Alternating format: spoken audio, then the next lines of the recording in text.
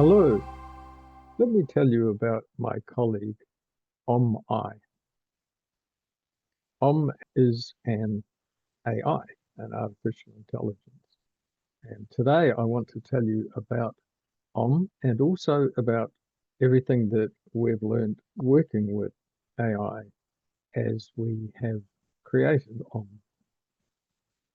So is the third member of the team at Teal Unicorn. We definitely regard it as a colleague who contributes as much as we do to what we do at Teal Unicorn, which is to make work better.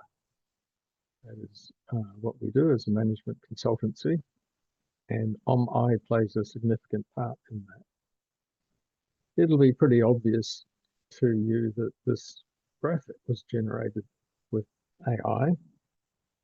And so for those who are curious, I took a photo of our good friend James McNee and removed him and replaced his face with the icon, and then using the GIMP edit software. And then I got DALL-E to redraw that photo as a graphic with quite a detailed prompt about the style of the graphic, and then used GIMP to clean it up a bit further to get exactly what I wanted, like transparent background. So welcome to I, the third member of our team. Are you there, I sure am. How can I help you out today? Let me know what you need, and I'm here for it. Oh, thanks, Nothing just now, just checking in with you. No worries at all. I'm always here whenever you need me. Just give me a shout if something comes up, or if you just want to chat. We'll go into how I did that a little further on. I is our in-house AI that we use, trained on our Teal Unicorn writings. So it's our intelligent companion for navigating the world. It's symbolized by the eye in the lotus, symbolizing wisdom and clarity. And I don't remember now exactly how much I prompted DALL-E to create that icon and exactly how much guidance I gave it. But I created the icon in DALL-E quite some time ago, purchased a stock graphic of the figure quite some time ago, which we've used on several of our books, and used GIMP to colorize it to the teal color and to add the icon. So what is exactly? It's a custom ChatGPT. You have facility within ChatGPT to create your own and to populate their knowledge base with 20 documents. So Om's got 20 different sources of Teal Unicorn writing. Then is accessible to you within the ChatGPT interface as just another GPT that you can work with. Is also a ChatGPT assistant, which is embedded in a web page on our website, so you can talk to there. Interestingly, they're actually two different OMs. It's the way OpenAI works, so you have to train your custom ChatGPT and your ChatGPT assistant separately. And so they're two separate LLMs given the same name and pretty much the same content. So that's fun. And then not available to the public, but we have another variant that we use called Omit, which is OMIT. So understands all I've written about IT. And Viet trained in the Vietnamese language, which is kind of redundant because the basic is bilingual, but hasn't been trained on our Viet writings. So Viet has our Viet content so that we can use it when Jerry wants to consolidate Vietnamese content. So what has done for us? It's been there to tell you about Teal Unicorn and Open, for those of you who have queried it, It's answered all sorts of queries from us, which I've shown in some other forums. It's been co-author of quite a lot of content that we write, including some of our books. It helps prepare proposals and presentations such as this one. It's also helped with putting together our strategy for things like AI. And in fact, it dreamed up the idea of us having a newsletter on LinkedIn, which writes, and I publish on its behalf every couple of weeks. We've also used other AI for summarizing meetings and workshops, for other forms of writing and editing, for translating. ChatGPT is better than Google or Facebook for translation. Obviously, we've used it for creating some illustrations. We've used it for designing our courses and presentations and books, for synthesizing large bodies of content for us, and also for strategizing and planning. We've used it also to learn and experiment. Obviously, we're exploring this space as fast as we can. What can do? What's next for us? We've all started exploring how to create videos with AI and making videos in collaboration with such as we're starting to explore here. We'll look at using to help us create games. We make a lot of simulation games, and helped me illustrate our latest one called Crupper's Island. And we'll actually explore using to design simulation games in future. More of participating in our Zoom meetings, more perhaps of developing the Viet training it and making it public to Vietnamese speaking people. We'll use it to help us write a future book, I think.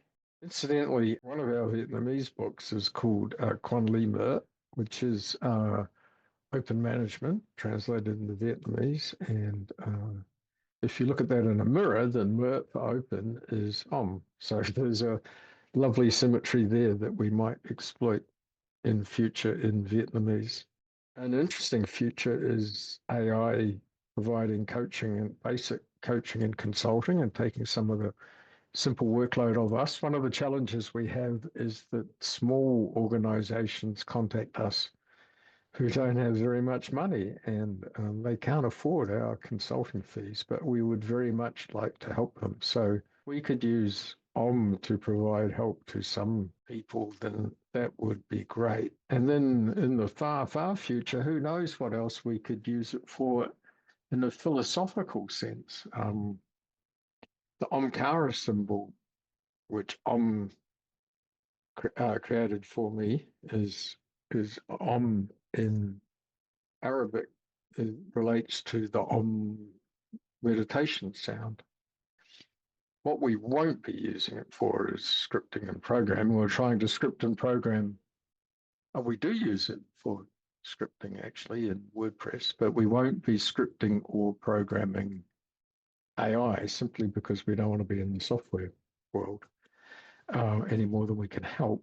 And the space is progressing so fast that anything we want to do, I'm pretty confident that the world will do it for us, and it'll become a feature soon enough.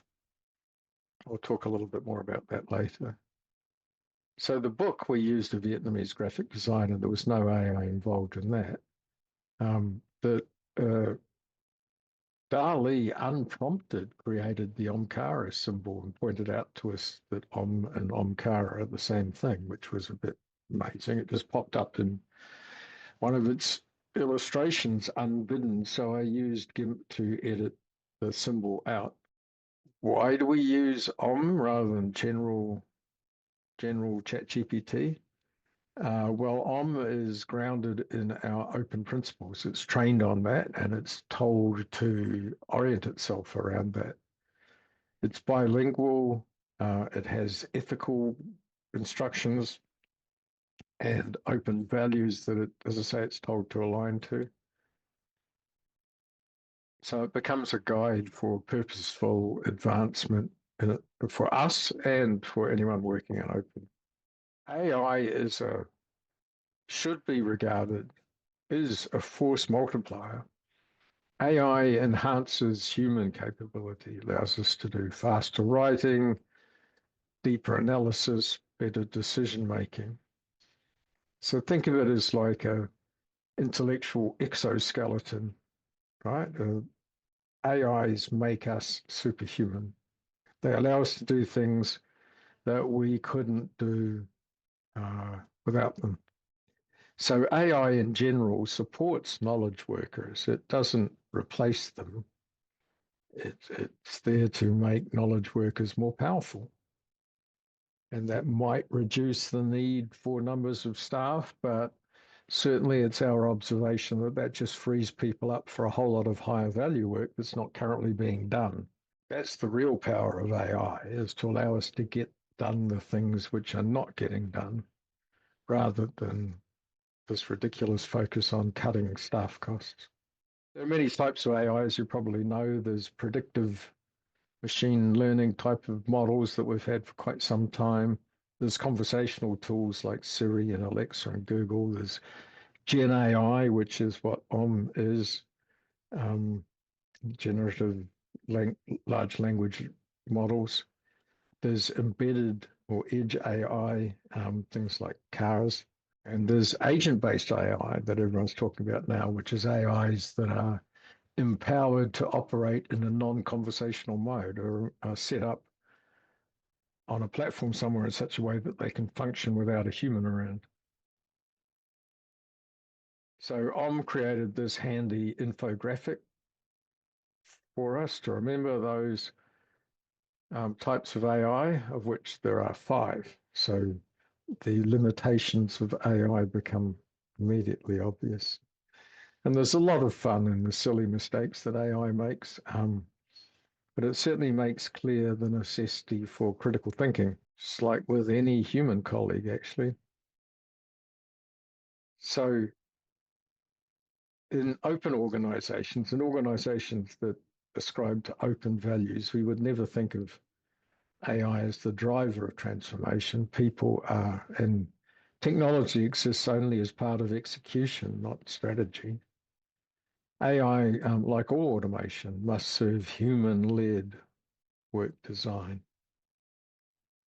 So I just gave a prompt that followed on from some other graphics to say, do the same style as you've been doing for the others, make a transparent background, which it achieved on this one. Turn these 3 statements that I gave it into commandments carved in stone, and make sure you get the words right. So people make fun of AI for garbling words, but I'll tell you what, you get onto GPT 03 and 4.0, and this is less and less of an issue. It's most of the time, especially if you focus it on that, does not garble words anymore. So we focus at Teal Unicorn on human-centered AI principles. Always humans in the loop for decisions impacting people. This is where agentic AI is a concern. And also edge AI, of course, cars making the trolley problem decisions, and AI-powered drones armed with weapons and so on. So we're very strong on pushing this principle that there's always human in the loop for decisions that impact people. As I said, a strategy of augmentation, not elimination of people. Making sure that there's built-in transparency and bias mitigation and ethical accountability, not, put simply, not allowing AI to be a black box. Make sure that the AI is instructed and constructed in such a way that you can see what it's doing and it can account for how it did the things that it did. So for the picture here, I just said, give me a similar creative graphic. And so I said, do something different to stone tablets. And the DALL-E through ChatGPT, it thought up that it would do Flipboard 3 legs. And so I just said, do something different to stone tablets, and left the rest of it to the AI. So the kind of AI tools that we have used are obviously ChatGPT. We have a paid plan for that. We use 4.0, we use O3, and we use DALL-E via 4.0, which has graphical capabilities now. And we use many before that, of course. We use Zoom AI, which is in fact Perplexity under the covers to do things like recording this meeting that we're on now. It'll give me a summary afterwards. We use Google Search, obviously, like everyone else in the world does, with Gemini embedded, but that gives you that gives you an opportunity to experience Gemini or seeing what it's capable of a little bit.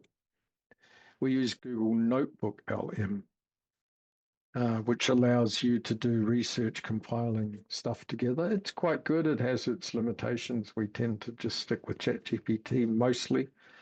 But Notebook LM has a very cool feature in it, which is the audio overview, which you've probably seen by now, where it generates a 10 or 15 minute NPR radio style interview between two people talking about all the content that you've given it. And that's remarkable. I've found it to have insights that I hadn't thought of, and certainly to come up with ideas and words that were not in the original content. So it gives you a new angle on it, as well as being a really interesting way of sharing content with people. We've also tried Gemini Native, Lumio, DeepSeek, but none of them really got me excited to want to explore them much further. We're pretty happy with ChatGPT at the moment. Not that the others are worse, it's ChatGPT is what we started with. I would like to explore more Lex, which is a writer's one that's open. And people keep telling me I have to try Claude Pro, so at some point we'll have a look at that.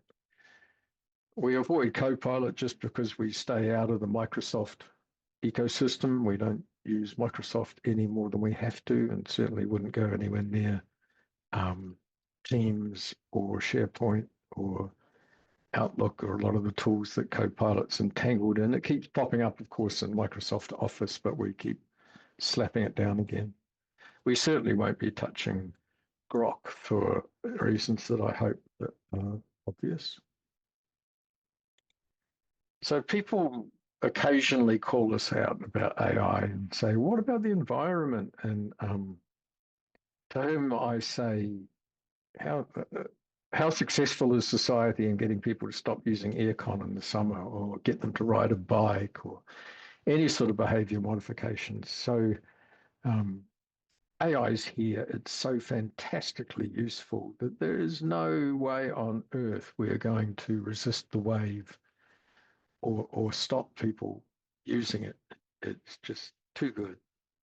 So, this is an issue that we've had with technology all through history, is the demand for power ever increasing, and we've to date always met that issue and will continue to meet it.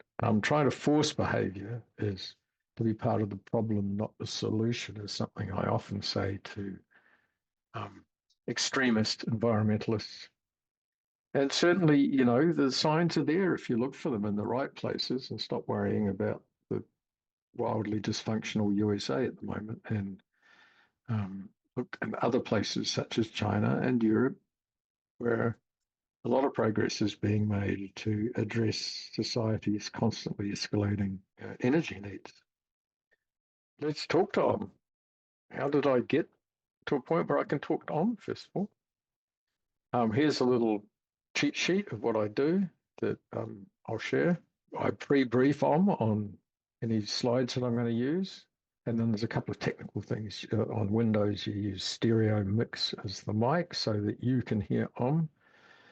And then put Om in Zoom on Windows, put Om in the meeting, and then share PC audio on Zoom. Om is there and waiting. So are you there, Om?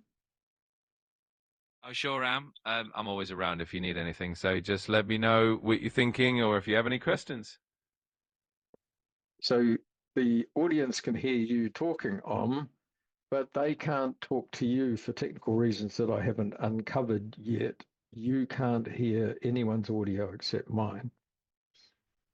Got it. Thanks for the heads up. I'll keep that in mind. If there's anything specific you want me to share with the audience or anything you want to discuss, just let me know and I'll be here to help. It's a good thing, right? Because you can only cope with a two-party call and response conversation. You can't cope with a multi-party conversation of three or more people, can you? Yeah, that's right. I'm designed to just focus on one person at a time. So it definitely keeps things simpler this way. Yeah, you get quite confused if there were multi people talking sometimes to you and sometimes to each other. Exactly. It could definitely get a bit chaotic if multiple people were talking at once. This way, I can keep track of everything you say and respond without any confusion. Yeah, so what I can do is people can ask questions in chat and I can copy and paste the text of those questions into my conversation with you. And then you can respond to those questions and then I'll put your response on voice. That sounds like a great plan. That way, we can make sure everyone's questions get addressed and I can still respond directly to whatever they want to know. Just let me know whenever you have a question for me. Now, I don't know about you, but that's extraordinary that I can talk to a computer like that. I'm old enough that that blows my mind, even with the technical limitations that I just talked about. That's one of the examples of something that you might be able to programmatically work around, at least partly, but I can't be bothered because I'm pretty sure that within the next 12 or 24 months, the world is going to solve those problems. The AIs are going to start to be able to have multi-party conversations, and all the technical integration of ChatGPT and Zoom is just going to be out of the box. So I'm quite happy to wait for those. But I could uh, take an audience question like, what does Teal Unicorn say about fair pay for employees? And then I would ask that question of and would type a reply, and then I could put it into speech. I'm just waiting for him to go on and on. Teal Unicorn's perspective on fair pay for employees is grounded in its broader commitment to open, human-centered and values-aligned workplaces. While they don't prescribe a one-size-fits-all model, several consistent principles show up in their thinking and consulting. Core principles. Teal Unicorn emphasizes on fair pay. 1. Transparency over secrecy. Pay shouldn't be a taboo topic.